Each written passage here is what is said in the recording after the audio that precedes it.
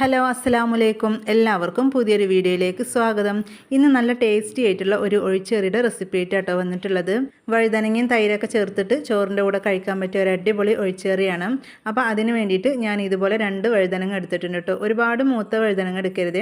നമ്മൾ സാമ്പാറിലൊക്കെ ഇടുന്ന ഒരു വഴുതനങ്ങനെയാണ് കേട്ടോ ഇത്. റൗണ്ട് ഷേപ്പിൽ നമുക്കിത് മുറിച്ചെടുക്കാം. ഒരുപാട് കനത്തിൽ മുറിച്ചെടുക്കണ്ട, ഒരു ചെറിയ രീതിയിൽ കനം കുറച്ചിട്ടൊന്ന് മുറിച്ചെടുക്കാം. അപ്പോൾ നമ്മുടെ ചാനൽ സബ്സ്ക്രൈബ് ചെയ്യാതെ നിങ്ങൾ വീഡിയോ കാണുന്നുണ്ടെങ്കിൽ പ്ലീസ് ഒന്ന് സബ്സ്ക്രൈബ് ചെയ്യുക. അതുപോലെ തന്നെ കണ്ടുകൊണ്ടിരിക്കുമ്പോൾ തന്നെ ഇഷ്ടപ്പെടുകയാണെങ്കിൽ ഒന്ന് ലൈക്കും കൂടി ചെയ്ത് സപ്പോർട്ട് ചെയ്യുക. ഒരുപാട് മെനക്കേടൊന്നും ഇല്ല കേട്ടോ. ഈ ഒരു കറി തയ്യാറാക്കിയെടുക്കാൻ എല്ലാവർക്കും ഒരുപോലെ തന്നെ തയ്യാറാക്കിയെടുക്കാൻ പറ്റും. അപ്പോൾ ഞാനിവിടെ 2 വഴുതനങ്ങയും മുറിച്ചെടുത്തിട്ടുണ്ട്. ഇനി നമുക്ക് നല്ലപോലെ ഒന്ന് കഴുകി വൃത്തിയാക്കി എടുക്കണം കേട്ടോ. പിന്നെ അതിന് മുന്നേ തന്നെ കുറച്ച് നേരം വെള്ളത്തിലിട്ട് വെക്കണം. ഒരു 5 മിനിറ്റൊക്കെ നേരം വെള്ളത്തിലിട്ട് വെക്കണം. അപ്പോൾ ഇതിൻ്റെ ആ ഒരു കയ്പ്പ് ടേസ്റ്റ് മാറി കിട്ടുള്ളൂ. ഒരുപാട് സമയം ഇട്ട് വെക്കേണ്ട, ഒരു 5 മിനിറ്റ് മാത്രം മതി. ഇപ്പോൾ വെള്ളത്തിലൊക്കെ ഇട്ട് വെച്ചിട്ട് കഴുകി വൃത്തിയാക്കി എടുത്ത വഴുതനങ്ങയാണിത്. അപ്പോൾ നമ്മൾ പെട്ടെന്ന് വെള്ളത്തിൽ തന്നെ ഇട്ട് വെച്ചുകൊണ്ട് കളറൊന്നും മാറിയിട്ടില്ല കേട്ടോ. വെള്ളത്തിലിടാതെ നമ്മൾ പുറത്ത് തന്നെ വെക്കുകയാണെങ്കിൽ വഴുതനങ്ങയുടെയൊക്കെ കളറ് പെട്ടെന്ന് മാറും. ഇനി ഈ ഒരു വഴുതനങ്ങ കഷ്ണത്തിൽ നമ്മൾ മസാല തേച്ച് പിടിപ്പിക്കണം. അപ്പോൾ അതിന് വേണ്ടിയിട്ട് ഇതിലേക്ക് 1.5 ടീസ്പൂൺ എരിവുള്ള മുളക് പൊടിയാണ് കേട്ടോ ഞാൻ ഇട്ട് കൊടുക്കുന്നത്. അതുപോലെ തന്നെ ഒരു 1/2 ടീസ്പൂണോളം മഞ്ഞൾപ്പൊടിയും കൂടി ചേർത്ത് കൊടുക്കുന്നുണ്ട്. പിന്നെ അതുപോലെ തന്നെ ആവശ്യത്തിനുള്ള ഉപ്പും ചേർത്ത് കൊടുക്കുന്നുണ്ട്. ഇപ്പോൾ ഇത്രയും മസാല മാത്രം മതി. ഒരുപാട് മസാല ഇട്ടിട്ടുണ്ടെങ്കിൽ നമ്മൾ ഫ്രൈ ചെയ്തെടുക്കുമ്പോൾ പെട്ടെന്ന് കരിഞ്ഞു പോകും. വെള്ളമൊന്നും ചേർത്ത് കൊടുക്കരുത്. ആ ഒരു വഴുതനങ്ങയുടെ ആ ഒരു നനവിൽ തന്നെ ഇത് നല്ലപോലെ ഒന്ന് മിക്സ് ചെയ്തെടുത്താൽ മതി. എല്ലാ പീസിലും ഒരേ രീതിയിലൊന്ന് മിക്സാക്കി എടുക്കുക. സാധാരണ നമ്മൾ വഴുതനങ്ങ ഫ്രൈ ഒക്കെ ഉണ്ടാക്കിയെടുക്കുമല്ലോ, അതേ രീതിയിൽ നമുക്കിതൊന്ന് ഫ്രൈ ചെയ്തെടുക്കണം കേട്ടോ. എന്നിട്ടാണ് നമ്മൾ കറി തയ്യാറാക്കുന്നത്. അപ്പോൾ അത് വഴുതനങ്ങൻ്റെ എല്ലാ കഷ്ണത്തിലും നല്ലപോലെ മസാലയൊക്കെ തേച്ച് പിടിപ്പിച്ചിട്ടുണ്ട്. ഇനി ഇതിവിടെ മാറ്റി വെക്കാം കേട്ടോ. ഒരുപാട് സമയം വെക്കേണ്ട ആവശ്യമൊന്നുമില്ല. നമുക്ക് തൈരൊന്ന് റെഡിയാക്കി എടുക്കണം. അപ്പോൾ ആ ഒരു സമയം മാത്രം ഒന്ന് മാറ്റി വെക്കാം. അപ്പോൾ ഞാനിവിടെ കറി റെഡിയാക്കി എടുക്കുന്നത് മണ്ണിൻ്റെ ചട്ടിയിലാണ്. ഒരു 1.25 കപ്പോളം തൈരാണ് കേട്ടോ ചേർത്ത് കൊടുക്കുന്നത്. അത്യാവശ്യം പുളിയുള്ള തൈര് തന്നെയാണ്. അപ്പോൾ തൈരൊക്കെ നമുക്ക് എത്ര വേണ്ടിച്ചെങ്കിൽ അതിനനുസരിച്ച് ഒഴിച്ചു കൊടുക്കാം കേട്ടോ. അതായത് നമുക്ക് എത്രത്തോളം കറി വേണോ അതിനനുസരിച്ച് തൈര് ഒഴിച്ചു കൊടുക്കാം. അപ്പോൾ ഞാനിവിടെ 1.25 കപ്പ് മാത്രമാണ് കേട്ടോ എടുത്തിട്ടുള്ളത്. ഇനി ഇതിലേക്ക് ആവശ്യത്തിനുള്ള ഉപ്പും കൂടെ ചേർത്ത് കൊടുക്കുക കേട്ടോ. ഇപ്പോൾ വെള്ളം ചേർത്ത് കൊടുക്കേണ്ട ആവശ്യമില്ല. ഉപ്പ് ചേർത്തിട്ട് നല്ലപോലെ മിക്സ് ചെയ്തതിന് ശേഷം കുറച്ച് വെള്ളം ചേർത്ത് കൊടുക്കുക. ഒരുപാട് കട്ടിയിൽ കഴിക്കണമെന്നുണ്ടെങ്കിൽ വെള്ളം ചേർത്ത് കൊടുക്കണ്ട കേട്ടോ. നമ്മൾ മിക്സ് ചെയ്യുന്ന സമയത്ത് ചെറിയ രീതിയിൽ ഇതൊന്ന് ലൂസായിട്ട് വരും. അപ്പോൾ അങ്ങനെ കഴിക്കണമെന്നുണ്ടെങ്കിൽ അങ്ങനെ ആക്കി കൊടുക്കുക. അപ്പോൾ ഞാൻ അത്യാവശ്യം നല്ല കട്ടിയുള്ള തൈരായതുകൊണ്ട് തന്നെ ഇതിലേക്ക് കുറച്ച് വെള്ളം കൂടെ ചേർത്ത് കൊടുക്കുന്നുണ്ട് കേട്ടോ. ഉപ്പ് ചേർത്തിട്ട് നല്ലപോലെ മിക്സ് ചെയ്തതിൻ്റെ ശേഷമാണ് വെള്ളം ചേർത്ത് കൊടുക്കുന്നത്. അപ്പോൾ ഒരുപാട് ലൂസായിട്ട് ഈ കറി തയ്യാറാക്കി എടുക്കല്ലേ കേട്ടോ. കുറച്ചൊക്കെ തിക്കായിട്ട് തന്നെയാണ് ഈ ഒരു കറി തയ്യാറാക്കി എടുക്കുന്നത്. ഈ ഒരു സമയത്ത് സ്റ്റൗവിലല്ല കേട്ടോ വെച്ചിരിക്കുന്നത്. അത് പ്രത്യേകം ശ്രദ്ധിക്കുക. നമ്മളിത് സ്റ്റൗവിൽ വെച്ച് കൊടുക്കില്ല. അപ്പോൾ അത് ഉപ്പൊക്കെ ചേർത്തിട്ട് നല്ലപോലെ മിക്സ് ചെയ്തിട്ടുണ്ട് കേട്ടോ. അപ്പോൾ ഇതിലേക്ക് ഞാനൊരു 1/4 കപ്പും കൂടി വെള്ളം ചേർത്ത് കൊടുക്കുന്നുണ്ട്. എന്നിട്ട് നല്ലപോലെ ഒന്ന് മിക്സ് ചെയ്തെടുക്കുന്നുണ്ട്. അപ്പോൾ ഇത്ര തിക്കിലാണ് കേട്ടോ ഞാൻ തയ്യാറാക്കി എടുക്കുന്നത്. നിങ്ങൾക്ക് ഒന്നും കൂടെ ലൂസാക്കി എടുക്കണമെങ്കിൽ അങ്ങനെയും ചെയ്യാം. വെള്ളമൊക്കെ ചേർത്തിട്ട് നല്ലപോലെ മിക്സാക്കിയതിൻ്റെ ശേഷം ഉപ്പ് നോക്കുക കേട്ടോ. ഉപ്പ് കുറവാണെങ്കിൽ വീണ്ടും ചേർത്ത് കൊടുക്കാം.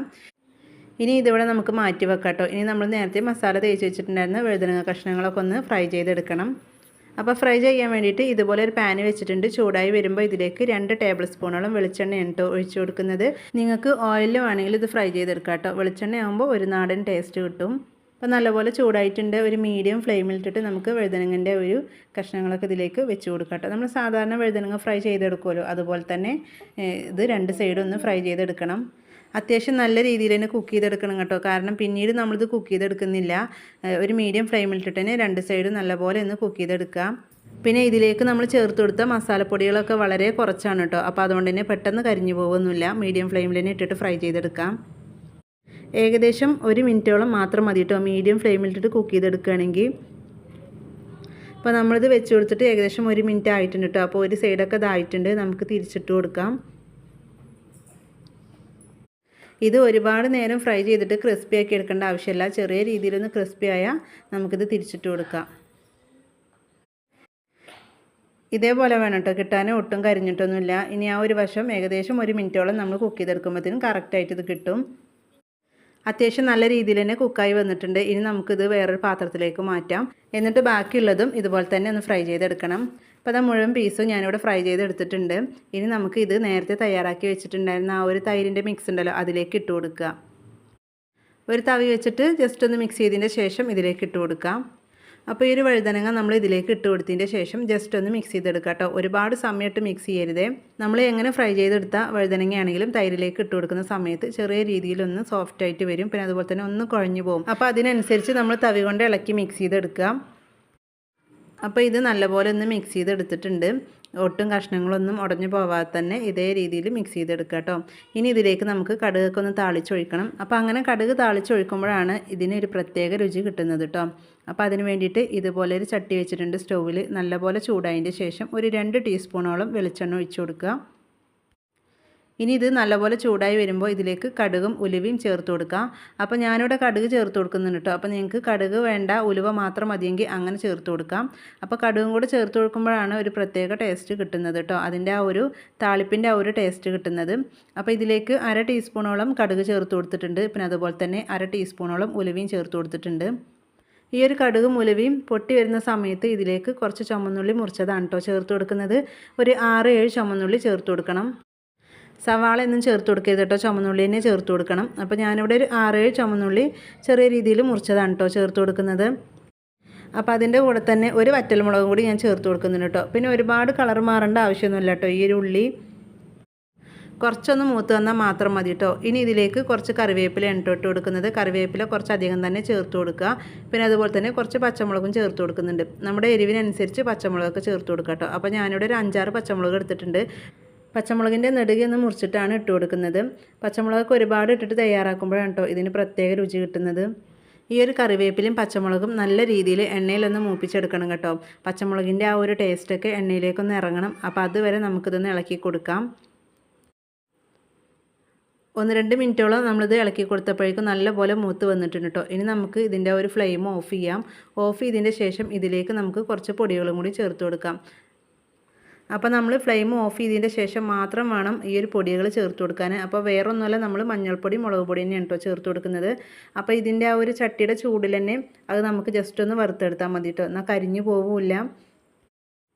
അപ്പോൾ ഞാനിവിടെ എരിവുള്ള മുളക് പൊടി തന്നെയാണ് കേട്ടോ വീണ്ടും ചേർത്ത് കൊടുത്തിട്ടുള്ളത്. അപ്പോൾ നിങ്ങൾക്ക് കാശ്മീരി മുളക് പൊടി വേണമെങ്കിൽ അത് ചേർത്ത് കൊടുക്കുക. അതൊരു 1/2 ടീസ്പൂണോളം ചേർത്ത് കൊടുത്തുക്കണം. പിന്നെ അതുപോലെ തന്നെ ഒരു 1/4 ടീസ്പൂണിൻ്റെ അടുത്ത് മഞ്ഞൾപ്പൊടിയും കൂടെ ചേർത്ത് കൊടുത്തുക്കണം. അപ്പോൾ ഇതിൻ്റെ ആ ഒരു ചൂടിൽ വറുത്തെടുത്താൽ തന്നെ ഇതിൻ്റെ ആ ഒരു പച്ചച്ചോയ മാറിക്കിട്ടും കേട്ടോ. അപ്പോൾ ഇനി ഇത് നമുക്ക് അതിലേക്ക് ഒഴിച്ചു കൊടുക്കാം. ഇപ്പോൾ ഈ ഒരു തൈരിലേക്ക് കടുകും ഉള്ളിയും താളിച്ചതൊക്കെ ഞാനിവിടെ ഒഴിച്ചു കൊടുത്തിട്ടുണ്ട്. വഴുതനങ്ങയും തൈരും വെച്ചിട്ട് ഒരു അടിപൊളി ഒഴിച്ചെറിയാണ് ഇവിടെ റെഡിയാക്കിയിട്ടുള്ളത്. അപ്പോൾ ഇതേ രീതിയിൽ തയ്യാറാക്കി നോക്കാത്തവർ തീർച്ചയായും ഒരു തവണ തയ്യാറാക്കി നോക്കാം കേട്ടോ. അപ്പോൾ ചില ആളുകൾക്കൊക്കെ ഇതറിയാം, എന്നാലും അറിയാത്ത ഒരുപാട് പേരുണ്ടാവും. ഈ ഒരു കറി മാത്രം മതി കേട്ടോ നമുക്ക് ചോറുണ്ണാനും. ഇപ്പോൾ ഇത് മിക്സ് ചെയ്യുന്ന സമയത്ത് തന്നെ കറിവേപ്പിലയുടെയും പച്ചമുളകിൻ്റെയൊക്കെ നല്ലൊരു സ്മെല്ല് വരുന്നുണ്ട് കേട്ടോ. നല്ല പ്രത്യേക ടേസ്റ്റുള്ളൊരു കറി തന്നെയാണിത്. ഇത് നമ്മൾ ചോറുണ്ണുന്ന ആ ഒരു സമയത്ത് ഉണ്ടാക്കി വെക്കരുത് കേട്ടോ. 1 മണിക്കൂർ മുന്നെങ്കിൽ ഇത് ഉണ്ടാക്കി വെക്കണം. അപ്പോഴേ ഉള്ളൂ തൈരൊക്കെ ഇതിൽ നല്ലപോലെ പിടിച്ചിട്ട് നല്ലൊരു ടേസ്റ്റ് ഉണ്ടാവുള്ളൂ. അപ്പോൾ സിമ്പിളായിട്ടുള്ളൊരു ഒഴിച്ചെറിയാണ് കേട്ടോ. അപ്പോൾ ഈ ഒരു റെസിപ്പി നിങ്ങൾക്ക് ഇഷ്ടപ്പെട്ടു എന്ന് വിചാരിക്കുന്നു. ഇഷ്ടപ്പെട്ടാൽ ഒന്ന് ലൈക്ക് ചെയ്യുക. അതുപോലെ തന്നെ നിങ്ങളുടെ അഭിപ്രായങ്ങൾ അറിയിക്കുക. ഫ്രണ്ട്സിനും ഫാമിലിക്കും ഷെയർ ചെയ്ത് സപ്പോർട്ട് ചെയ്യുക.